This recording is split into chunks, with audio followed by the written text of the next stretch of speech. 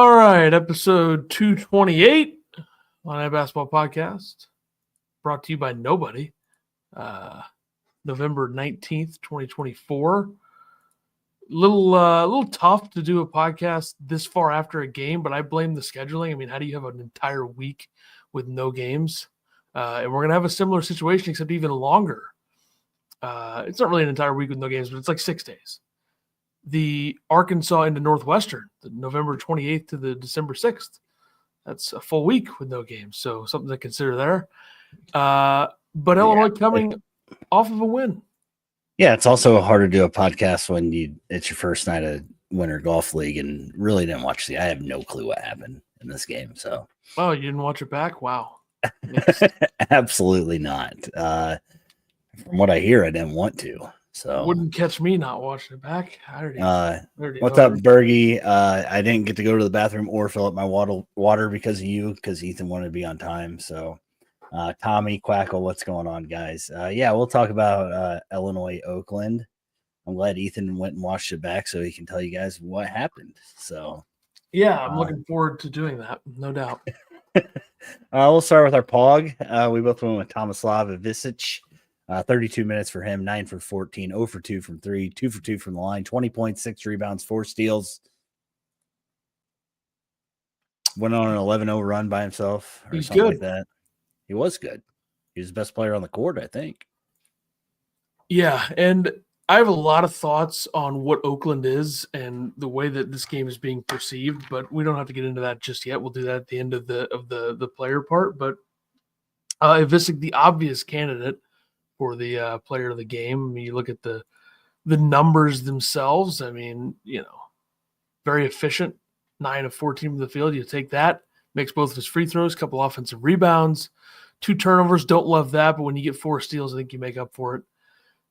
And he was my player to watch going into the game because I didn't think that Oakland had the size to combat. You look at Oakland, the tallest player that played for them was a guy who played less than a minute, and he's 6'9", but only weighs 192 pounds. And then they have 6'7", 6'7" is the tallest guy in their starting lineup. So they didn't have the size to combat him. And you just look at the rest of Illinois' lineup. So when Illinois has a 7-footer and you have a team like Oakland that goes 6'3", 6'5", 6'6", 6'7", 6'6", and you also have Illinois who also has 6'9" Humbercow, 6'7" Trey White, 6'6" Kasparis in the lineup, I don't see how Oakland had any chance of defending this, although Illinois' offense was so not good and they didn't make any shots and they didn't take enough threes and they turned the ball over way too much. Why did they do that, Ethan? Well, that's because Oakland ran a zone. And Oakland's defensive game plan was obviously something where we don't have the size to defend these guys. I mean, we have the weight. We don't really have the height. I mean, you look at the weight, 222, 247, 205, 239, 224. There's big guys on the other side, but they didn't have the height, and they combated it. And I think it was great for Illinois to see what Oakland did in this game defensively. Yeah, I think that's a big reason why Brad schedules a team like Oakland to see different things. He talked about, Edwardsville ran something different. Eastern ran something different. And Brad took a lot of the blame on himself against this zone. As you know, Brad likes to play that up-tempo type offense, and he thought maybe they should have slowed it down a little bit. Too many turnovers, like you said. I mean, this team had 18 turnovers this game, and he got Kasparis with 5 of those, I believe, and Trey White with 4. So we'll go through the starters. I'll let you talk about Trey White's 4 turnovers. I assume that you watched all of his video back to see how well he played in this game. I will say one of the issues with everything is that I didn't really watch the first half as much. I mean, I watched it as much as I could, but I didn't go back and watch the entire game. Go back and watch the second half. Trey White,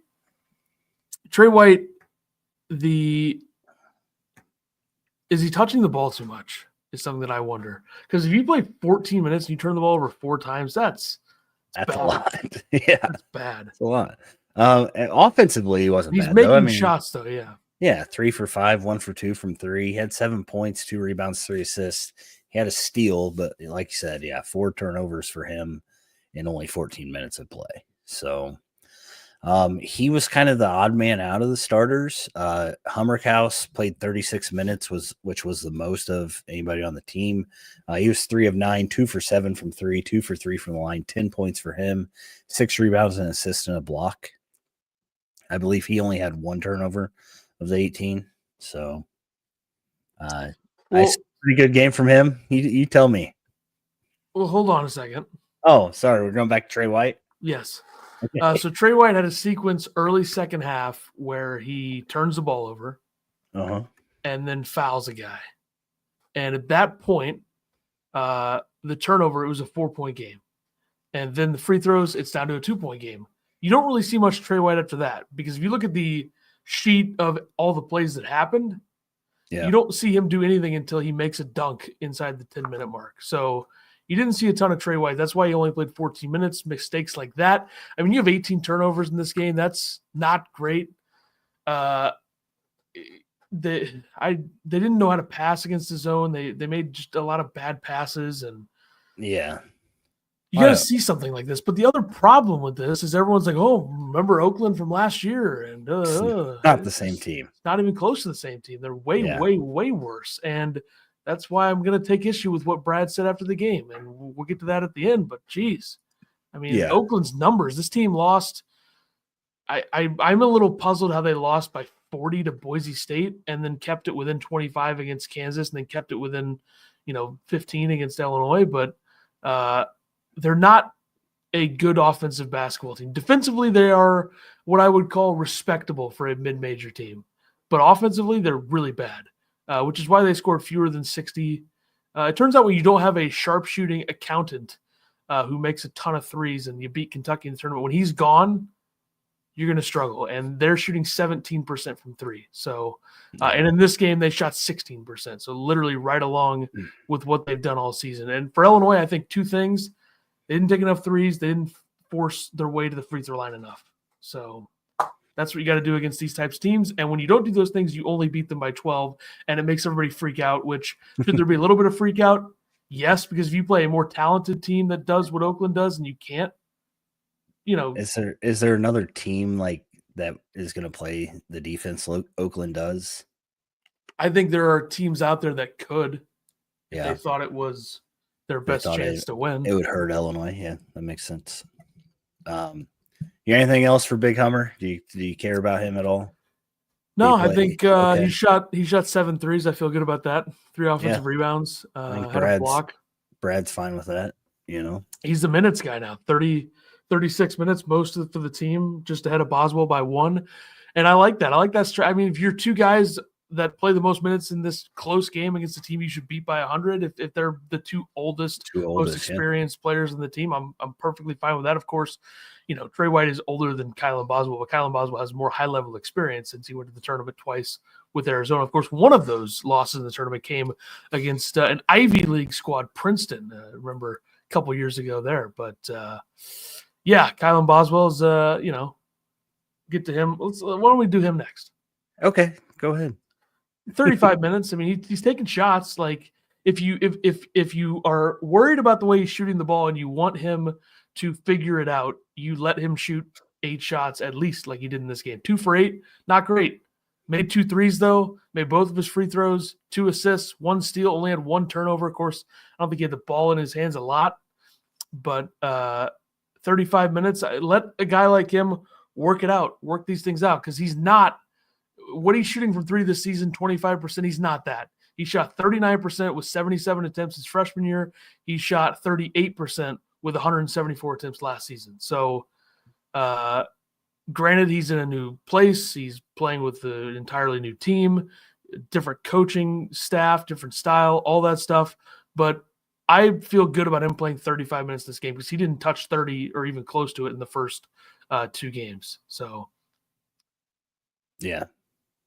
It's true.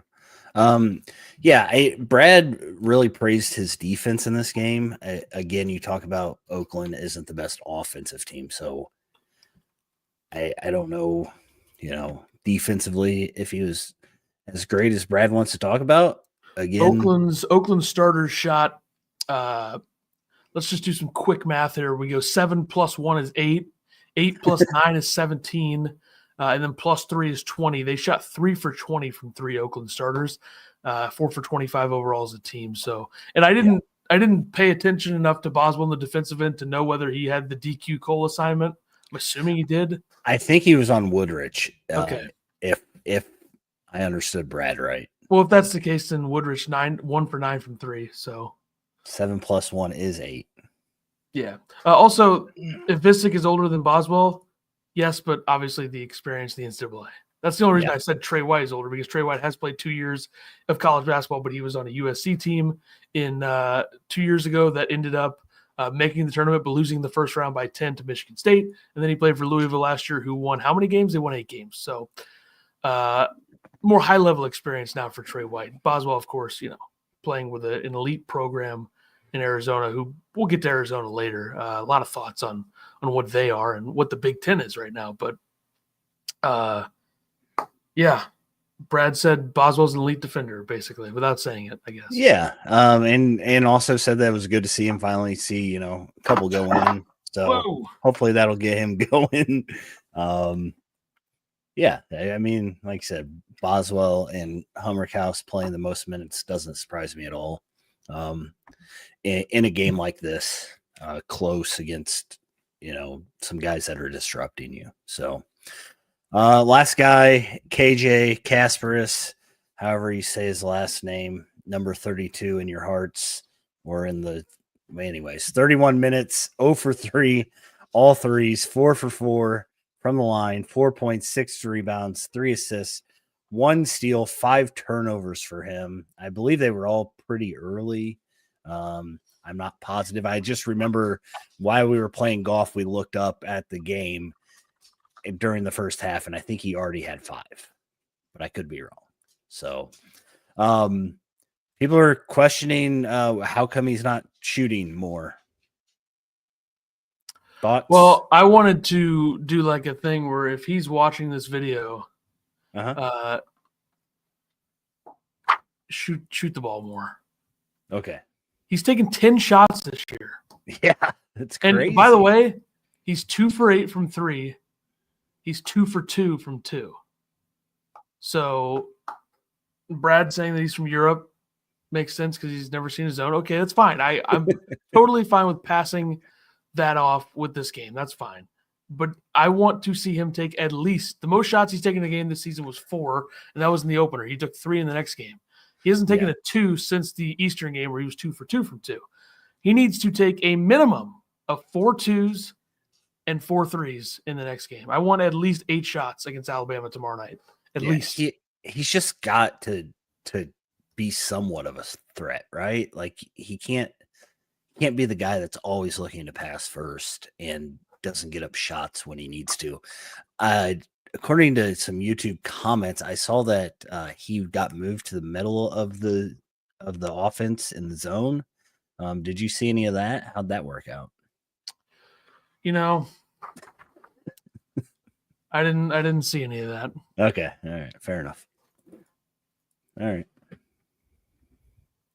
I just wasn't looking for those specific things. I should have gave you notes to when you rewatch the game. I could have done that. I haven't done that since the Penn State game. That was painful. Bootsill says Wisconsin went from beating down Arizona to struggle with TRSLV, QUV, or whatever the hell their name was. UTRGV. Yeah, that's a letdown game. You beat Arizona, you come into that. Sean, what's up? Congrats to Illinois going 6-1 at Memorial Stadium this year. Yeah, shout out to the football team. Wore my football shirt just for them. Bootsill says, do you see Will Riley as the most consistent guy that can get to the basket? I think he's the most consistent offensive player right now. I mean, consistent, I guess. I believe he's the one Brad trusts the most to put the ball up whenever he wants to. Will played 28 minutes. He was 2 of 8 from the field, 1 for 2 from 3, 2 for 5 from the line. Don't love that. 8 points, 4 rebounds, 2 assists, 1 block. Brad said, quote, the only way I will get upset with young Will is if he quits shooting them, and I know he won't. That's no slouch. We won't face many teams that physical and athletic all year long.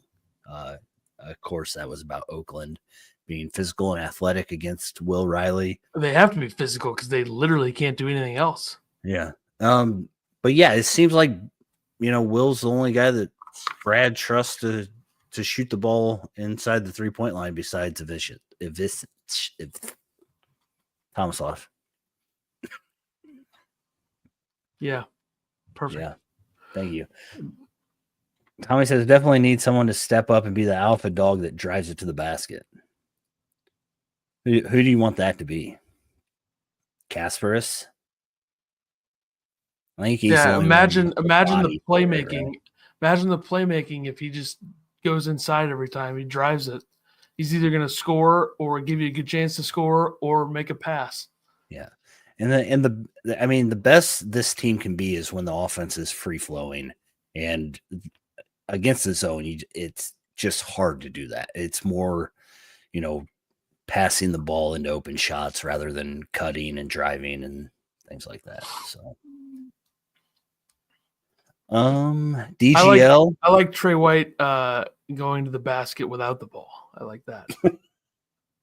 To rebound. Yeah, put back, stuff like that. Yeah. DGL played 12 minutes. He was 3 for 4, 1 for 2 from 3, 7 points, 3 rebounds, 2 steals, 2 turnovers for him.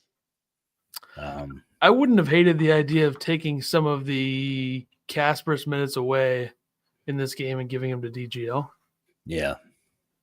Yeah. Brad did, talk about questioning him going to the basket on a few occasions, but again, you need somebody that can do that. So Hayden says, am I allowed to not like Corey Booth? No.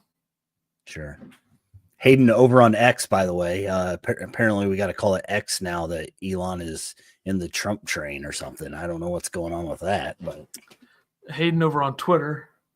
oh, now it's Twitter. Sure. Brad talked about how good DGL's been. He said, quote, he has been great. I have been really pleased with how he has been playing, and he is going to have some big nights. So, Brad still likes what DGL's offering. Again, he shot the ball pretty well for only taking 4 shots. So,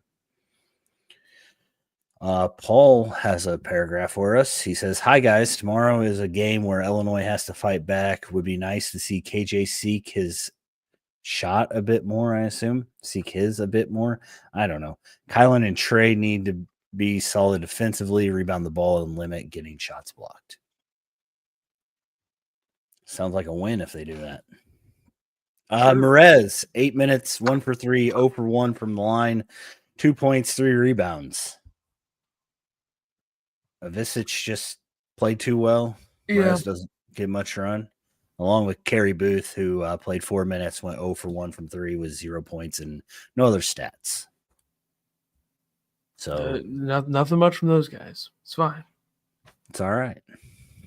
If Visic is going to play 32 minutes, you're not going to see a lot more from those guys. I agree. Brad did talk about it. Visic just needs conditioned a little bit better too. So they got tired a few times during the game. I don't really know other notes and quotes. I really don't have much. We already talked about turnovers. Illinois was 7 of 25 from 3 for 28%. You said you would have liked to see them shoot some more threes. Yep. I'm sure Brad would have too. He likes that 40 number. So definitely down on that. And then Brad talked about how good Illinois' defense was holding Oakland for 4 of 25 from 3. So, I mean, Oakland is 360th in the country in 3-point.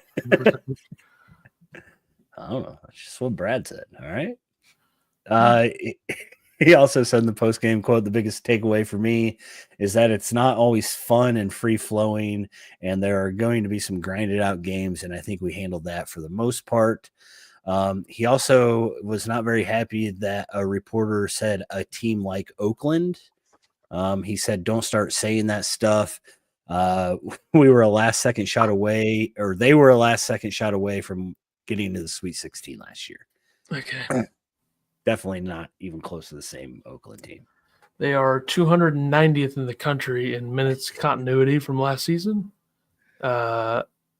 you look at the heart and soul of their team last year was, Trey Townsend was on the team. He's at Arizona now. Jack Golke was on the team. Sharpshooter, shot at, 37% from three, made 137 of them last year. Blake Lampman was on the team. He's not there now. Chris Conway is on the team. He's not there now. So literally their entire starting lineup from last season, with the exception of DQ Cole, is gone. So, and most of their rotation. I mean, they had Rocket Watts last year as well, former Michigan State great, and he's gone.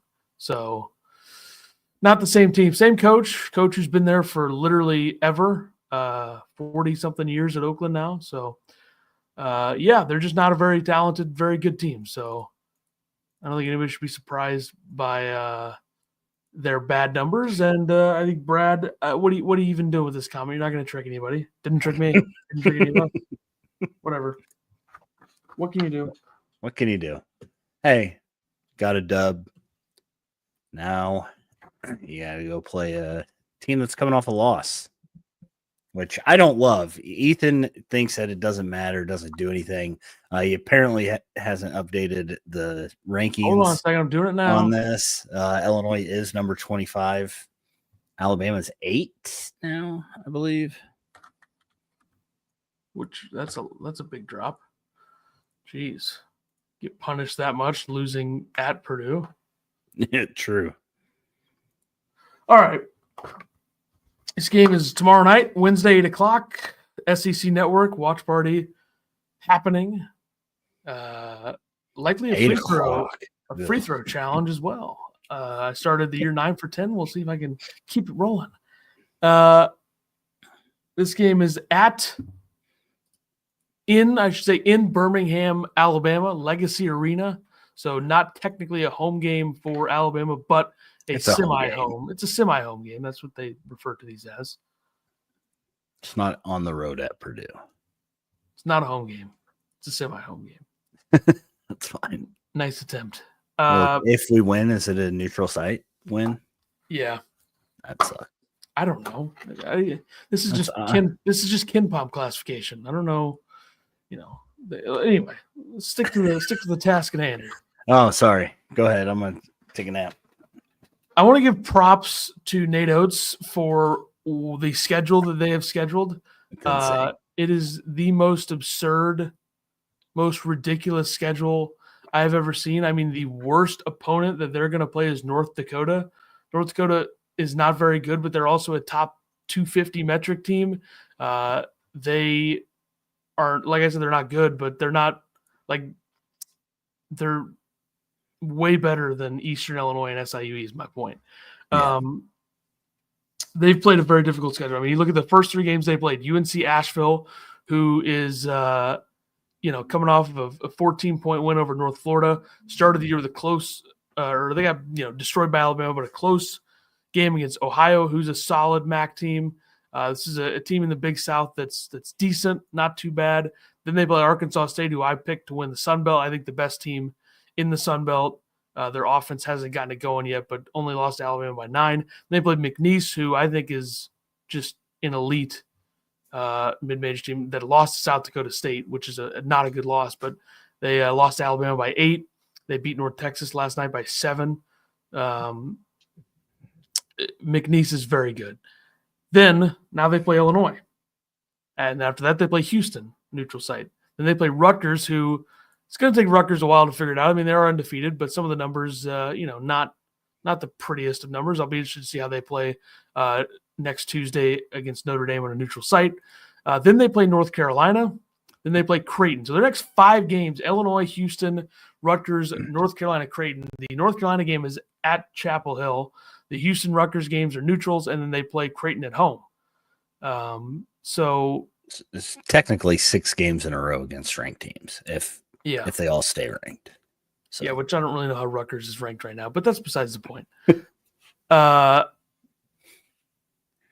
it's kind of disrespectful for a team like Indiana to play the schedules that they're playing when you have Alabama playing this schedule. Like, there's no metric on planet Earth that tells me that this isn't the hardest non-conference schedule there is. It's gotta be. Yeah. Purdue is close. Purdue plays Alabama. They play Marquette. They play Texas A&M. They play Auburn. So that's close. But I just think the volume of teams that Alabama's playing changes it. I mean, Auburn is there too. I mean, Auburn beat Houston. They play Iowa State. They play Duke. They play Ohio State. They play Purdue. And they play – that's it. I'm not – Missouri's in the same conference. Plus Missouri sucks. So Auburn is close. But Alabama, very tough schedule. I think it's going to take time for them to peak. Like, I think teams like Illinois and Alabama will be peaking later in the season. And Rutgers is probably falling into that category as well. Bama has an elite offense. I think that's, not surprising to anybody. Their projected lineup, you got Mark Sears, 6'1", 190-pound guard, senior, third year at Alabama, transferred from Ohio originally, runs the offense, 6 assists, 4 turnovers against Purdue. Latrell Wrightsell, 6'3", 190, senior, 8 for 15 from 3 in the last 2 games. Then you have Grant Nelson, formerly of North Dakota State. He's 6'11", 230 senior. It's the second year of Bama. He's 12 for 14 from 2 this season at 11 boards against Purdue. You got Jaron Stevenson, 6'11", 215 sophomore. He's 0 for 13 from 3 this season. Means he'll probably make like 8 of them tomorrow night. 6 points in the last 3 games. And then old friend Cliff Omorie, the 6'11", 250-pound center from Rutgers, senior, shot blocker, 7 blocks in the last 2 games. Very big lineup, 6'11", 6'11", 6'11", and then a couple, normal-sized guards. So, KenPom numbers. 34th in the country is Illinois' offensive efficiency. Alabama's is 5th. Defensive efficiency, Illinois is 19th. Thank you, Oakland. And Alabama is 45th. Offensive rebound percentage, Illinois 40%, 23rd in the country. Alabama 33.8, they're 94th in the country. 3-point percentage, Illinois 36.2%, they're 102nd. Alabama 30.4%, they're 232nd. 2-point percentage, Illinois 57.1, they're 77th in the country. And Alabama 63.8, 21st in the country. And then free throw percentage, Illinois 72.5%, that's 141st. And Alabama 70%, that's 186th. So a lot of those metrics favor Illinois, but strength of schedule is a bit of the discrepancy there. You look at Illinois' 3 opponents in comparison to Alabama's 4. There's a pretty significant advantage of quality of opponent for Alabama. Players to watch. I'm going to go with Will Riley. See how he does. It's kind of his first big game against the likes of Alabama. So we'll see how he reacts to that.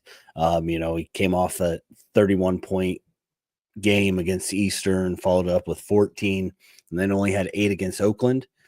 He's currently shooting 69% from 3. So we'll see how Will does. I assume that he's going to play a lot in this game. We will see. And then I'm going to go with Latrell Wrightsell Jr. Can't let him shoot. Keep him off 3-point line. He was one of the best 3-point shooters last year, shooting 44.7%. And like you said, he's 8 of 15 in the last 3 games. So can't let that guy get open. Can't let him shoot. This is going to be a challenge. So hopefully Illinois beats him. Yeah, that'd be good. I'm going to go Kasparis Jakachunas for the Illini. Is my player to watch. I'd like to see how he performs against a lengthier, better opponent like Alabama. And then I'm going to go Mark Sears for Alabama. Kylan Boswell needs to lock him down if he guards him, which I assume he will. I don't see why he wouldn't. Predictions. Since Kasparis is your player to watch, uncensored Illinois basketball over on X, ask, can KJ shoot? Yes. I mean, what? Okay. Why do I have to answer these questions? Because people asked. By the way, Hoop Informatics left X, so what the hell? That's a shame. I guess he went over to Blue Sky or whatever it's called. Yeah, all 25 people on there. Jeez. Jay says, hate playing a good team after they just lost. So do I. And that's why I'm picking Illinois to lose this game. I think I picked them preseason to lose this game. So I'm going to stick with that for now until I see more out Illinois. I think this game is going to be a good litmus test where this Illinois team is. But I got them losing this in pretty much an away game at Alabama. 83-88, Alabama wins. Yeah, I think Illinois is going to beat them 84-81. I am not going to take the cowardly position that you are. What's the spread? I don't know the spread. It's not even listed on the damn DraftKings because we're in the state of Illinois. Oh, yeah. Let's see. What ESPN says. Odd Shark says Bama minus 4.5. Is that right? That sounds right. That seems a little low. Bootzilla says 83-73 Bama. Want to be wrong. I agree. I hate Bama coming off. Wow, okay. Action Network says opened at 4.5. It's now 7.5. So makes sense. There we go. That's more like it. Yeah, I believe in them. I think they'll win. Why not? What the hell? Well, we will be doing a watch party, so you can come hang out and triumph or misery with us. So, Wisconsin beats Arizona last week as we go around the Big Ten. I did. Is Arizona bad? No. Defense not good? Wisconsin's defense obviously isn't good. I think you can get swallowed up in a game like that, and it's just Arizona just didn't make enough shots, made 4 threes. You know, they gave up 12 of them. They 47 free throws to 40 just a ton of free throws. There's no flow of a game with that, no matter how much talent you have if you're Arizona. I think Arizona will beat Duke on Friday. So, really? Yeah. They beat them last year. They'll beat them again. This time it's at Arizona too. So, Purdue beat Alabama. Purdue plays Marquette tonight. Love Purdue plus the points, of course, folks. If you're looking for the gambling corner, I mean, Purdue's going to cover that easily. They'll win outright, I think. All those bets you've been retweeting on X have been pretty good. That USC one. That was me trying to move the line to 8. I wasn't trying to bet that. Oh, gotcha. People don't understand. That's why I retweeted it with our account to see if anybody saw it. Like, oh, you're trying to manipulate manipulate Vegas. Yeah, it was just one of those. That's how it works. Well, I ended up taking the alternate. It was a hedge. I ended up taking the alternate Cal plus 8. Okay. So smart. Because I got USC at -8, and it was the 5th leg of the parlay, which I've been hot with lately. So it was about to hit, and then did you post the parlay to the the X? Man, no, like I'm working on one bragging for tonight. about that stuff. No, I'm working on one for tonight, which I'm not going to have Purdue in that one. But so with the hedge, I ended up putting $50 on Cal, and they won outright. So good thing I hedged, because if I didn't hedge, it'd be nothing. Anyway, so far for tonight's, I'm going to try to get to 4 or 5 legs of the parlay tonight. This is on DraftKings. They could sponsor us one of these days. Far, I have Kentucky first half team total over 43.5 against Lipscomb. And then alternate spread UConn against a fake school -34.5. East Texas A&M. What the hell is that? So I got 2 or 3 more legs I got to figure out for that. But anyway, USC, as we're talking about, this is a good transition. USC losing to Cal at home. Not a good look for the Must Bus. And I just think that USC is going to be irrelevant in both sports this year, and it's unfortunate. I don't think this is going to be good. Just not used to seeing USC on the Big Ten Network. It's just awkward. Yeah. That's all I got. Luckily for them, their schedule is pathetic, like other schools in the Big Ten. They play St. Mary's, but other than that, pretty brutal schedule in terms of how easy it is. But bad start for the Must Bus. And then Northwestern struggled in an overtime victory over Eastern Illinois. They ended up winning the game 67-58. They outscored them 9-0 in overtime. So not a surprise there. But the big thing, there's inside the interior portion of the basketball court is where Eastern thrived. 22 of 42, 52% from two. They ended up with 14 offensive rebounds, 20 assists on 25 field goals. And then for Northwestern, they got saved by Jalen Leach, the Fairfield transfer. Played 4 years at Fairfield, puts up 27 points in this game. Of course, 15 of those 27 were from the free throw line, but he saved them. Martinelli had a good game, shot 6 for 12 from the field, had 16 points. Northwestern survives, and now they play 2 easy games in a row. They play neutral site against Butler, and they got Iowa after that and Illinois. So, yeah, I think I'm going to have to back off my Northwestern beats Illinois that. Yeah, I mean, they lost Dayton by 5.